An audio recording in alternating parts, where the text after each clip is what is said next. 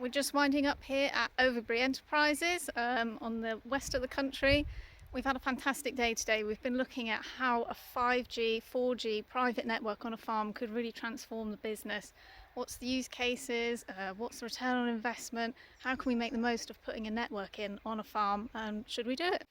This was an autonomous drone flight, so you could put the box on your farm somewhere and remotely operate it. So you could be at home, you could be in bed, you could be in Fiji, and you could use your phone to set this up and it will take off, go and do its thing, whatever you've configured it to do, and then land itself as well, all depending on wind conditions and all the rest of it. So this was really cool, and this is kind of what we envisioned years ago when we were talking about drones, and the technology is actually here now.